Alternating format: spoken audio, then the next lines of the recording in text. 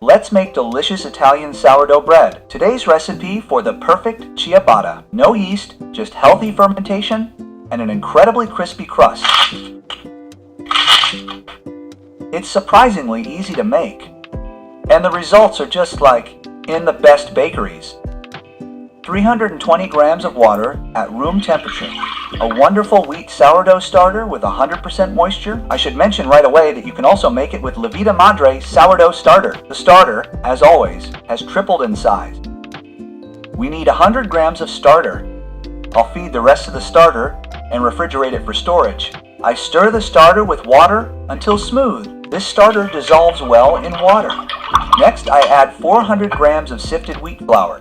In my case, the protein content is 10.3% and knead the dough. I mix the dough with a whisk. You can use a spatula or your hand, but since the dough is very sticky, a spatula or whisk is more practical. We just need to moisten all the flour, gather the dough together, cover, and let it rest at room temperature for 1 hour. 1 hour has passed. Next, add 30 milliliters of olive oil and 7 grams of salt. Then, mix the salt and olive oil thoroughly into the dough so they are evenly distributed. The dough is very wet and sticky. To make it less sticky, you can lightly wet your hands with water.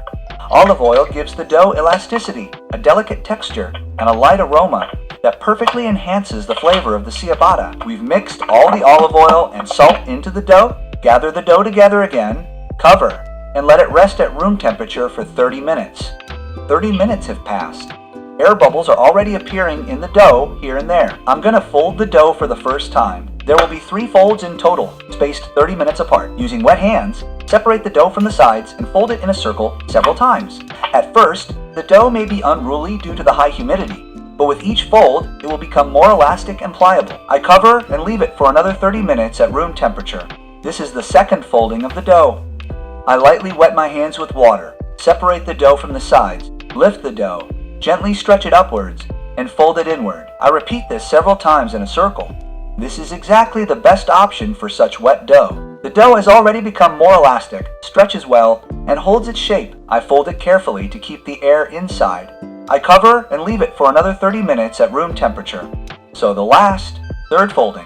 The dough is rising beautifully. This is clearly visible by the air bubbles. The dough is now much more elastic, no longer spreads. Just what I mentioned at the beginning. The lutein has developed well. Next, I cover the dough with cling film and leave it to rise at room temperature for 1 liter for 2 hours. The temperature in my kitchen is currently 24 degrees Celsius. Then I place the dough in the refrigerator for cold fermentation for 8 hours. You can also leave the dough in the cold fermentation for longer, for example 24 hours. This will further improve the quality of the ciabatta dough. The next morning, I took the dough out of the refrigerator after cold fermentation. I generously sprinkle the surface with flour. I transfer the dough to the table. I lightly sprinkle the top of the dough with flour and very carefully shape it into a square. I let the ciabatta dough proof at room temperature for about 30 minutes. For this, I use 2 dough shakers like these to support the edges, 3 sheets of parchment paper, and a towel. I carefully divide the ciabatta dough into 3 equal parts and transfer them to a homemade proofing pan like this one. And I want to say, for those who don't know, that ciabatta bread originates from Italy. And by the way, it's not an ancient bread. It was invented back in the 1980s. The name ciabatta translates as slipper because of its shape. The key to this bread is its very moist dough, which gives it that perforated texture and a crispy crust. While the dough is proofing, I'll preheat the oven. You can see how well the dough has fermented. It's so alive and breathing, and so I leave them like this, uncovered. I gather up all the flour. The oven has preheated to 240 degrees Celsius. I transfer the loaves to the oven.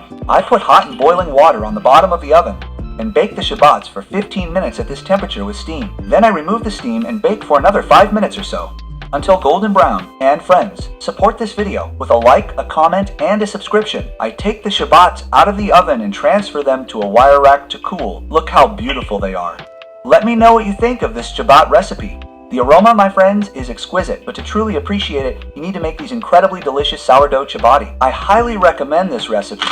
Make and enjoy these simple, yet incredibly delicious, healthy, and crispy sourdough pastries. Thank you all for watching, and see you soon. M.